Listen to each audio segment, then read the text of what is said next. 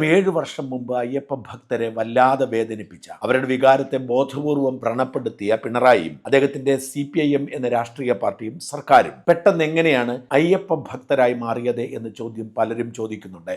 ശബരിമലയുടെ യശസ് ലോകം മുഴുവൻ എത്തിക്കുന്നതിന് വേണ്ടിയാണ് ആഗോള അയ്യപ്പ സംഗമം എന്നാണ് പറയുന്നത്. വാസ്തവത്തിൽ ശബരിമലയുടെ യശസ് എവിടെയാണ് ഇനി എത്താനുള്ളത് എന്നതാണ് പ്രസക്തമായ ചോദ്യം. ഇപ്പോഴും ലോകം മുഴുവൻ എത്തിക്കാൻ ശ്രമിക്കുന്നത് മലയാളികളിലൂടെയാണ്, അല്ലെങ്കിൽ ഇന്ത്യക്കാരിലൂടെയാണ്. അല്ലാതെ അമേരിക്കക്കാരായ സായിപ്പുമാരെയോ UAE-ക്കാരായ അറബികളെയോ ഒന്നും കൊണ്ടുവന്നല്ല അയ്യപ്പന്റെ കേളി അവർ ലോകം മുഴുവൻ എത്തിക്കാൻ ശ്രമിക്കുന്നത്. എന്നാൽ ഒരൊറ്റ അയ്യപ്പ ഭക്തൻ പോലും ഇതിന് തയ്യാറല്ല. അവർക്ക് പേടിയാണ്. പിണറായി വിജയൻ ചെയ്തു കൂട്ടിയ പാപങ്ങൾ ആ പാർട്ടിയെയും ആ കുടുംബത്തെയും ആ സർക്കാരിനെയും ഒക്കെ തകർക്കുന്നു എന്ന് കണ്ടെത്തിയപ്പോൾ പാപം വീതിച്ചു കൊടുക്കാൻ വേണ്ടി നടത്തുന്ന ഒരു പരിപാടി എന്ന നിലയിൽ അതിൽ പങ്കെടുക്കാൻ വിശ്വാസികൾ മടിക്കുന്നു. അതുകൊണ്ട് തന്നെ അത്തരം വിശ്വാസങ്ങളൊന്നും ഇല്ലാത്തവർ ഈ പരിപാടിയിൽ പങ്കെടുക്കുകയാണ്. ഇത് വളരെ വിചിത്രമായ ഒരു സംഗതിയാണ്. അയ്യപ്പൻ ആരാണെന്നറിയാത്ത ഏതെങ്കിലും ഒരു മലയാളി ലോകത്തൊരിടത്തുമില്ല, ഏതെങ്കിലും ഒരു തമിഴനില്ല, ഏതെങ്കിലും ഒരു തെലുങ്കനില്ല. ഭഗവാനെ കുറിച്ച് പ്രചരിപ്പിക്കാൻ ആഗ്രഹിക്കുന്നെങ്കിൽ വിദേശ രാജ്യങ്ങളിലെ പൗരന്മാർക്ക്, സായിപ്പന്മാർക്കും അറബികൾക്കും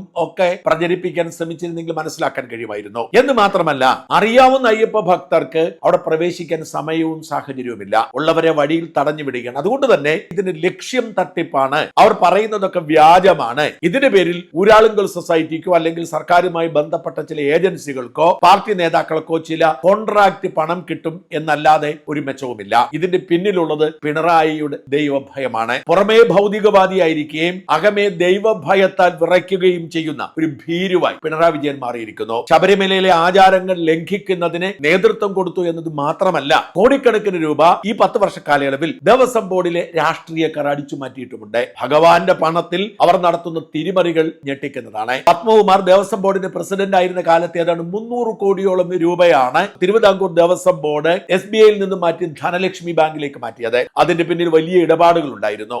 ആ ഡിപ്പോസിറ്റ് ഗ്യാരണ്ടിയുടെ പുറത്താണ് വാസ്തവത്തിൽ CPM ആസ്ഥാന മന്ദിരം പണിയാനും മുഖ്യമന്ത്രിയുടെ മകളുടെ ഒരു കടബാധ്യത തീർക്കാനും ഒക്കെയുള്ള ലോൺ കൊടുത്തത്.